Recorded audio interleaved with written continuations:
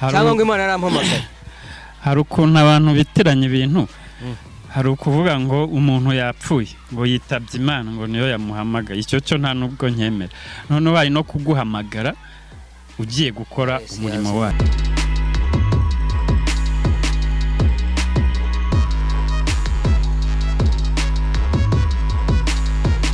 Twongeye kubasuhuza inshuti bakunzi ba Focus Studio TV nk'ibisanzwe. Katubasabira umugisha nk'abakozi b'Imana, nk'abantu basizwe amavuta, nk'abagabo b'ibikwerere. Ebana muko mutubona nyine muna ko turi bikwerere. Twasizwe amavuta, dufite umuhamagaro. Uwiteka niwe waduhaye umuhamagaro, natwe nuko ngo yaraduhamagaye turangije turitaba. Sibyo bimeze? Niko bimeze. None se bavuze ngo Imana iraguhamagaye ubundi biba bishatse kuvuga iki? Cyangwa ngo Imana yarampamagaye.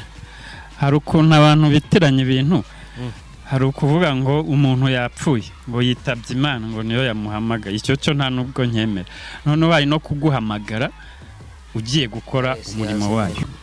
None se ngo wumva iyo umuntu avuze ngo Imana yarampamagaye cyane mu muhamagaro w'Imana, hariya wumva iki? Nibyo nari nkubwiye mu kanya. Hari abantu bitiranya ibintu.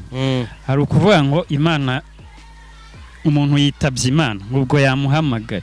Hari n'umuhamagaro iguhamagara uri muzima ugiye gukora iki? Umurimo wayo. Noneho biriya rero bavuga ngo umuntu ngo Imana yamuhamagaye kandi yapfuye, biriya byongeye ntabwo mbyemera. Ababivuga ntabwo. Gute se? Ubwo rero hari imihamagaro ibiri. None se we ntabwo byumva? Kandi ngenze umuhamagaro. Gute se? None se umuntu apfuye Imana bimuhamagaye? Ntabwo we barabikubwira cyangwa iyo bari turi kureba uko tubyumva. Iyo umuntu apfuye, sibyo? Iyo umuntu apfuye Imana bimuhamagaye. Niko nge numva bavuga, kandi niyo bari kuvuga amatangazo se. None se ibintu byose bavuga n'ukuri. Amatangazo yo kubikana kubyumva. Okay, hari uburyo ushobora gutwaramo ibintu mu mvugo nziza. Ariko se umuntu upfuye wese Imana bimuhamagaye? Cyangwa se umuntu wapfuye Imana bimuhamagaye? Ibyo nyine cyangwa yapfuye. Ibyo nibyo ntemera nanjye. Ababivuga ntabwo ntemera. None se iraguhamagara no kwanga ikintu bita umuhamagaro. Sibyo? Ikintu bita umuhamagaro. No kwanga nimba Imana impamagaye. No kwanga impamagaye no kuva mu byo narindimo nkajya mu by'impamagariye cyane uguhindura. Umuntu kwanga nimba impamagaye wenda ndi umusinzi ndi umusamanye ndi ikindi gutyo n'urugero. Sibyo? Y'Imana iguhamagara rero uburetse bya bindi ukajya mu muhamagaro w'Imana. Ibyo nibyo bita guhamagarwa. Aho turi kumwe. Simbizi wenda uko abandi babyumva no muri comment wenda babyandika. Ariko no kwanga uko kuvuga ngo Imana irampamagaye. Imana kuguhamagara no kuva mu byo wari urimo nyine ukaza mu muhamagaro wayo. Nyine ukitaba cyangwa se ukitaba ukumvira ibyikubwiye. Nge numva ariko ari wo muhamagara. Uwo ni wowe nyine. None se cy'abantu benshi ariko baranatubeshya. Ubundi reka nkwereke. Ese ubundi umukozi w'Imana. Reka nkubaze ikibazo. Ko nimba koko dusenga Imana. Sibyo? Tukaba ari Imana dusenga koko. Kuki umuntu apfuye turira?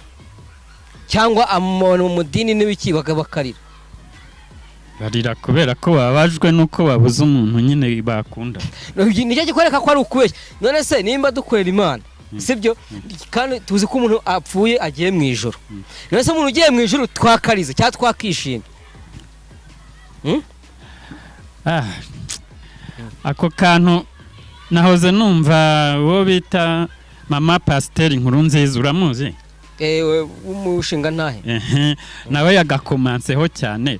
Ariko muri commentaire yatanze numvise nyine bitakabaye ngombwa biko bitubabaza yuko agiye, ahubwo twagashimishijwe nabyo ko agiye. Noneho reka tubaza abantu, sibyo? Bakurikiye kino kiganiro cy'abazanagikurikira, sibyo? Cyangwa n'abakijijwe reka tubabaze. Kuki umuntu apfa mukarira kandi agiye mu ijuru kandi tuzi ko mu ijuru ari heza?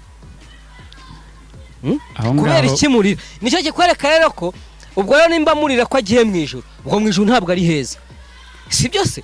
Kuko iyo umuntu agiye, urugero iyo dushingiye umukobwa cyangwa umusore udutaba ubukwe duseka, kuko turavuga ngo avuye mu rugo agiye mu rugo. Si byiza se? Ariko niba dukijijwe, twamara gukizwa, umuntu yatuvamo yapfa mwene data, tukajya kumuherekeza turira ngo aragiye, tukaboroga. Bishatse kuvuga rero ubwo aho hantu harimo ikibazo. Ntabwo sinzi nimba ari Imana dusenga, dukwiye kuzabikora ubushakashatsi neza, kuko nimba ari Imana dusenga ntabwo twagakwiye kugira gute, ntabwo umuntu yagakwiye kutuvamo agiye mu ijuru kandi tuzi ko avuye mu mibabaro. Mwisi si mu mibabaro se ya danje ahubwo. None se umuntu avuye mu mibabaro agiye aheza, turarize, ubwo si byo byakwitwa iki cyangwa ibyo bishatse kuvuga iki? Bishatse kuvuga ko ibyo rero tuba turi kubeshya, ahubwo twakwiye kwishima tukateka tukarya inyama, tuvuga ati umuntu wacu agiye mu ijuru, agiye ahantu heza, avuye mu mibabaro agiye mu munezero, tukishima. Siko byakwiye kugenda. Izo ni za nyigisho z'amadini nyine wowe ubyumva gute? Oya ngaho nabasobanurira uko ubyumva. Ugiye uko mbyumva nyine, nimba atuvuyemo agiye kubera ko tuzi ko ahantu agiye ari heza, avuye habi, nge ndumva bitakwirwa bitubabaza. None twibaze kukibari urarira kandi umuntu agiye ahantu heza, ese ubundi uri kuzwa n'iki? Ntabwo giye kugeza ubu ntabwo ndabyumva neza. Ariko buriya uzitonda ubicunge neza n'ubundi. Abantu bababazwa nuko umuntu yapfuye inshuro nyinshi nta nubwo babazi ibyo barimo ibyo ari byo, kuko uzi ko ahantu agiye ari heza ntabwo hakwirirwa baba. Ni bya bindi baba barabigishije nabo bakabikurikira gutyo bari mu kigare, ntabwo babanza ngo barebe nimba ibyo babigishije koko ari byo. Ubwo bishatse kuvuga ngo twebwe ngende ubishyine twakora mbere yo kwemera ibintu byose, twatonda tugasobanukirwa neza ibyo bintu tugiye kwemera ni ibiki, sibyo?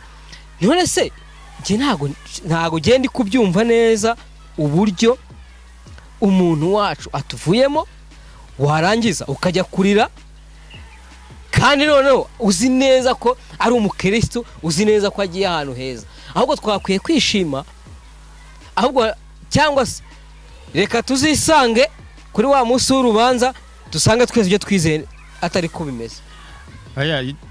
Bundi nge numva ibyo twizeye twakabaye tubyizera, tuzi yuko ari byiza nyine. Kuko wibuke muri cya gihe Yesu ajya kuzura umwana kwa Yayiro, ahageze abantu yahasanze yarababajije ati murarizwa n'iki? Bamubwira ikibariza icyo ari cyo. Arababwira ati rero ntabwo mwakabaye murira, ati mwebwe mutuzeho gatoya nze mbere. Umwana ahita amuzura, kuko Yesu we yarazi ko wenda ahari ari heza nubwo yapfuye, ariko wenda roho yiri mu ijuru. N'undi yarababwiye ngo umwana arasinziriye ntabwo yapfuye, ahita amuzura uwo mwana. Yesu abaraje ati mbahaye umwuka wera. Ese ubu se abantu bose barawufite cyangwa wapi? Ntabwo bose bafite umwuka wera. Wapi? Cyo rwose mpise ngihakana niba. Aha ugihakanye ute ko abantu bose bafite? Kandi Yesu yaraza akavuga ngo mbahaye umwuka wera. Ntabwo yavuze ngo nguhaye, yaravuze mbahaye. Ariko kuba yarawubahaye ntabwo bivuze ko bose bawufite. Uwo mwuka wera hari inzira binyuramo kugira ngo ubuwufite. Kandi ijambo ry'Imana rivuga ngo Yesu yaravuze ngo mbahaye. Ubwo se niba avuze ngo ndabahaye, ese niba nta kwizera ufite ubwo wahamanya n'Imana ko uwo mwuka kwizera se ubundi yawuduhaye tuwumusabye? Ntabwo yawuduhaye tuwumusabye, ahubwo we yaratugeneye. None ariko rero abantu umwuka wera Imana yarawutugeneye, Yesu yarawutugeneye. None se ari twamusabye? Ngaho mbwira, ari twamusabye? Ntabwo twamusabye. Ariko none ni gute se? None se ni gute wajya kubwira ngo urajya kongera ushyire izindi kondisiyo ku kintu utasabye? Wowe umuntu arakubwira ati, urugero umuntu arakujyanye mu ifamu arakubwira ati fata inka zose ushakamo, sibyo? Ureme inziza uzifata, urazifashe, urangije buretse se umaze kuzifata urazishoreye uzigejeje iwawe. None cyangwa ugeze mu nzira umuntu akubajije ngo izo nka ni izande, ngo ni iza runaka. None se reka nanjye nkubaza ikibazo. Okay, ngaho tubwire, ugeze mu nzira umuntu akakubaza ngo izo nka ni izande, wamusubiza gute?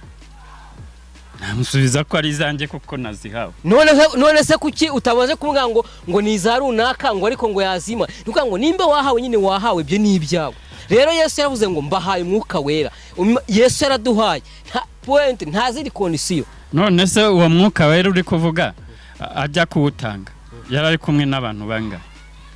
Abigishwa 12 se? Neze ko yari kumwe n'abigishwa 12, neze ko yari kumwe n'abigishwa 12 ko arabo bagendanaga wenda mu buzima bwa buri munsi, bisobanuye ko twega tutarimo. Yawuhaye abo bari kumwe aho ngaho uwo mwanya.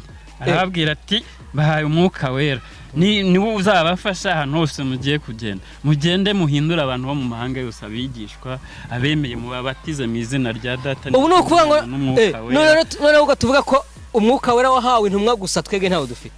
Nawe ubishatse wawubona. kandi uvuze wowe wivugiye ko wahawe umwuka wera nako umwuka wera wahawe abigishwa Plito yawuhaye abo ngabo bari kumwe nyine ariko aya gendemera ko duhaye twese ushingiye ku kirero kandi yavuze ngo mbahaye mbahaye ubwo mbahaye nyine twese turi iryo jambo ubwo ngubwo wowe uri kumva yarashyize muri rusange ubwo rero utangiye guhakana gutya ko tutawufite ubwo na Bibiliya rero yaba yarandikiwe abanyayisiraheli ntabwo yaratwandikiye none Bibiliya none se amateka yose arimo sayo muri Isiraheli none se kwa Farawo kwa hose si muri Isiraheli ubwo rero Bibiliya ubwo ni abanyayisiraheli ntabwo ari yacu twese none se uko bimeze none se mukozi w'Imana we kuri kumbwira ngo bose bafite umwuka wera ubu ngubu tuvuge ko